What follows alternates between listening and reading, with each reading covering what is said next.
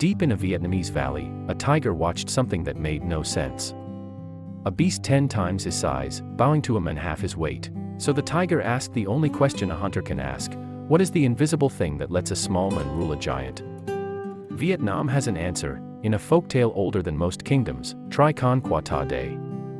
Here is my wisdom. A farmer worked his rice paddy at dawn behind a great water buffalo, its dark shoulders glistening as the plow cut through the mud. From the jungle edge, a tiger crept close. He turned to the buffalo and asked, quietly, why such a giant obeyed such a small man? Because the man has Tri Con, the buffalo answered. Wisdom. A thing the tiger could not see, could not smell, could not fight. The tiger stepped into the field and demanded to see this wisdom for himself. The farmer smiled and said he had left it at home. I will fetch it, the farmer said, but you must let me tie you to this tree, so you cannot steal my wisdom while I am gone. The proud tiger agreed.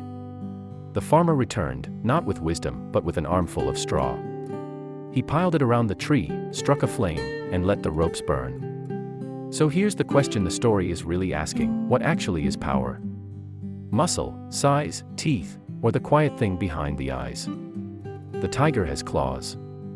The buffalo has weight. The farmer has neither. What he has is the one thing that cannot be seen or stolen, a mind that plans. Tri Con is the great equalizer. It is why a small people can outlive a bigger empire, why a small farmer can rule a bigger animal, why the weak sometimes win. And notice the tiger's real defeat. It was not the fire, it was his pride. He wanted to see the invisible thing, and his hunger to see it was the door the farmer walked through.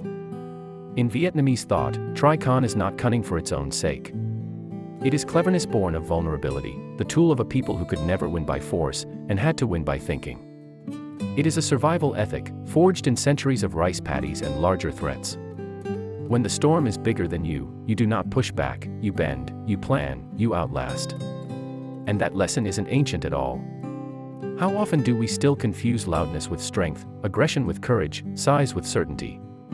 Real power today is not muscle. It is not money.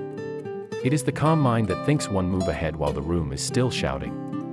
This is why the tale has stayed alive in Vietnam for so long. It teaches a peasant a truth a king can never afford to forget.